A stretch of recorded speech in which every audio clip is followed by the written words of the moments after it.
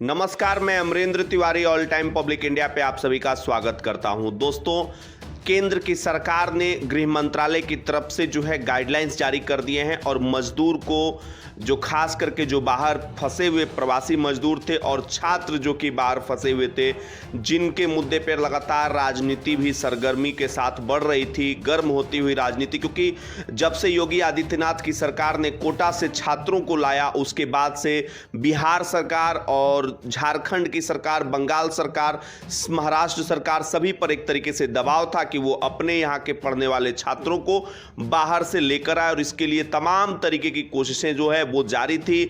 मजदूरों को लेकर जो है सरकार पर दबाव बन रहा था कि अगर लॉकडाउन को बढ़ाना ही है तो मजदूरों को हर हाल में घर भेजना होगा और इन सभी परिस्थितियों को देखते हुए जो है अब केंद्र सरकार ने नए गाइडलाइंस जो है इसको लेकर जारी कर दिए हैं। अब एक राज्य से दूसरे राज्य जो है वो मजदूर जा सकेंगे। इसको आसान भाषा में अगर समझिए, मान लीजिए कि कोई मजदूर दिल्ली का है और इसे झारखंड आना है, तो कैसे आएगा? इसके लिए झारखंड के नोडल प्राधिकरण में उसको रजिस्ट्रेशन कराना होगा उन लोग को, और ये रजिस्ट्रेशन कैसे होंगे इस पर अभी सरकार ने पूरी गाइडलाइंस इसकी नहीं दी है। जैसे ये गाइडलाइंस मिल जाती है हम आपको जरूर बताएंगे कि रजिस्ट्रेशन के बाद जो है प्रक्रियाएं क्या होगी। हालांकि केंद्र सरकार ने साफ कर दिया है कि हर एक राज्य को नोडल प्राधिकरण बनाना होगा और नोडल अधिकारियों की उपस्थिति में जो ये सारी कार्रवाइयां होंगी, यानी कि एक राज्य अगर दूसरे राज्य से बातचीत करता है, दूसरा राज्य जो है लोगों को भेजने के लिए संतुष्ट दिखता है, तो बीच के राज्यों को रोकने का कोई अधिकार नहीं होगा। ये सबसे इंपॉर्टेंट बात जो है इसमें कहा गया। और दूसरा जो महत्वपूर्ण बात कहा गया है कि जो वहां से लोग चलेंगे, जो मजदूर होंगे, जो छात्र होंगे, सबसे पहले उनकी वहीं पर स्क्रीनिंग की जाएगी और अगर उनमें लक्षण नहीं दिखते हैं तो ही उनको यात्रा की इजाजत होगी।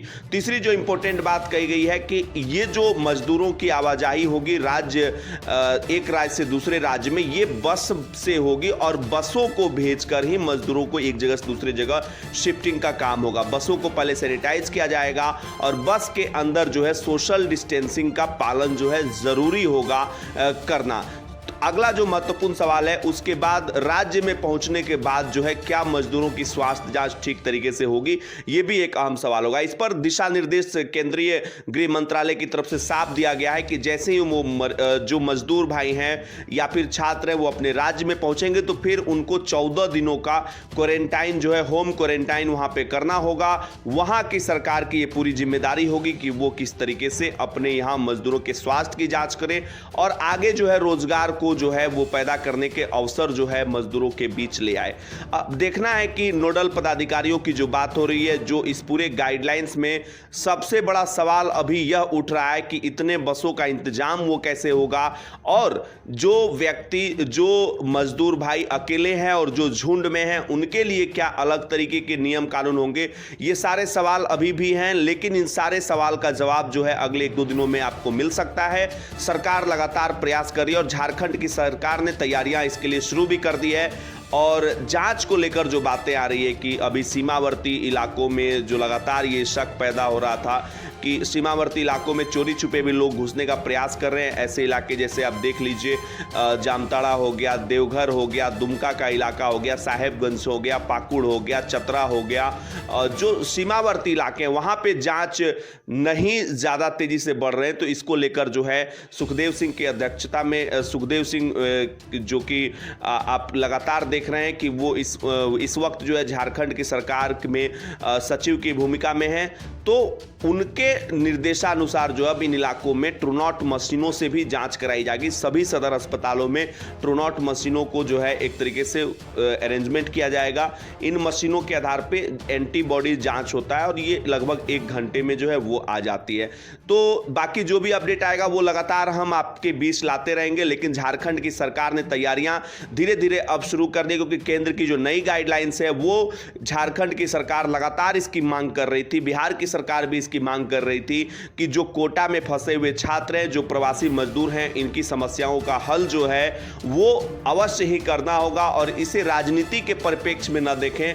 ये सरकार का देरी से लिया हुआ एक सही निर्णय मुझे लगता है, क्योंकि ये अगर लॉकडाउन जो है, शुरू से ये कयास लगाए जा रहे थे कि लॉकडाउन बढ़ेगा ही, तो मुझे लगता है कि ये निर्णय और पहले भी थोड़ा लिए जा सकते थे, लेकिन शायद संसाधनों का इतना अभाव है कि यहाँ पर जो है एक तरीके से संदेह पैदा हो रहा था कि इतने मजदूरों की जांच किस तरीके से की जाएगी, इनकी आवाजाही किस तरीके से होगी। शायद इसलिए सरकार जो है धीरे धीरे फूक फूक कर कदम रखना चाह रही है। फिर भी सरकार ने एक अच्छा कदम लिया है। अब देखना है कि इसे राज्य की सरकारें दूसरे राज्य की सरकारों के साथ किस तरीके से समन्वय स्थापित करके इंप्लीमेंट करती है। वीडियो अगर अच्छी लगे तो फटाफट लाइक कर दीजिए, चैनल पर नए चैनल को सब्सक्राइब कर दीजिए। इसी तरह की वीडियोस, इंफॉर्मेटिव वीडियोस रोजाना हम लेकर आते रहते हैं आपके बीच।